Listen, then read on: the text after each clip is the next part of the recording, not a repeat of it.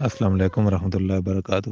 اکثر سوال کیا جاتا ہے وساوس کے بارے میں کہ وسوسے آتے ہیں، بہت زیادہ سوچیں آتی ہیں، بدگمانیاں اور گندے گندے خیال آتے ہیں، اپنی شخصیت کے بارے میں آتے ہیں، والدین کے بارے میں برے برے گندے گندے خیال آتے ہیں، بہن بھائیوں کے بارے میں، مقدس رشتوں کے بارے میں خیال آتے ہیں، یا جو ہم کلمہ پڑھتے ہیں یا درود شریف پڑھتے ہیں اس کے بارے میں خیال آتے ہیں، بدگمانی، بے یقینی اور عجیب و غریب سوچیں آتی ہیں، یا کوئی قرآن مجید کے بارے میں، خانہ کعبہ کے بارے میں، نبی کریم صلی اللہ علیہ وآلہ وسلم کے بارے میں، اللہ تعالیٰ کے بارے میں، اور مختلف سوچیں، سوالات جن کو اگر بیان کیا جائے تو انسان کفر کے اندر چلا جاتا ہے۔ بات یہ ہے کہ مسلمان کو اگر وسوسے آتے ہیں تو یہ ایمان ہونے کی نشانی ہے۔ نبی کریم صلی اللہ علیہ وآلہ وسلم کی بارگاہ میں ایک شخص حاضر ہوا، غیر مسلم تھا۔ اس نے کہا کہ آپ مسلمان نماز بھی پڑھتے ہو تو آپ کو سوچیں اور خیال آتے ہیں، ہمیں تو نہیں آتے۔ تو نبی کریم صلی اللہ علیہ وآلہ وسلم نے سیدنا ابو بکر صدیق رضی اللہ تعالیٰ عنہ کی طرف مسکرا کر دیکھا،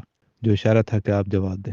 نبی کریم صلی اللہ علیہ وآلہ وسلم نے فرمایا ابو بکر تم جواب دو گے یا میں دوں؟ تو حکم دیا گیا کہ ابو بکر آپ جواب دو۔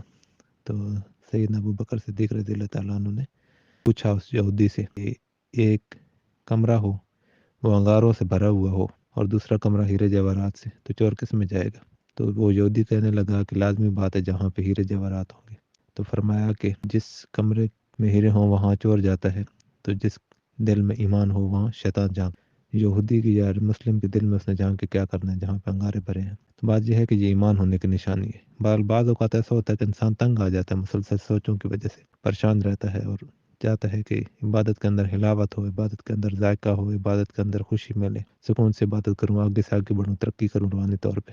تو اس کا حل یہ ہے کہ جو شہادت کی انگلی ہے دائیں ہاتھ کی، وہ اپنی ناف پہ رکھیں، پیٹ والی ناف پہ رکھیں اور کپڑا ہٹا کے انگلی شہادت والی رکھیں اور 66 بار پڑھیں اعوذ باللہ من الشیطان الرجیم۔ یہ 66 بار پڑھنا ہے، 66 ٹائم پڑھنا ہے اس کو۔ تو یہ آپ 40 دن بھی نہیں پڑھیں گے تو انشاءاللہ یہ وسوسوں کا، منفی سوچوں کا، نفسیاتی سوچوں کا، نفسیاتی ذہنی طور پہ جو عجیب و غریب گمان اور شک اور وہم کا جو مسئلہ ہوتا ہے، نفسیاتی جو مسائل ہوتے ہیں وہ انشاءاللہ ٹھیک ہو جائیں گے۔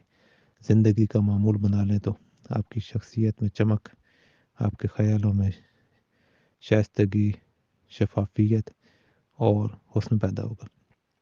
تو یہ اعوذ باللہ من الشیطان الرجیم خود بھی پڑھیں اور بیٹیوں کو، بہنوں کو، بھائیوں کو، پڑوسیوں کو، رشتہ داروں کو بتائیں، سب کو اس کی اجازت ہے۔ اللہ تعالیٰ ہمیں اس پر عمل کرنے کی توفیق عطا فرمائے۔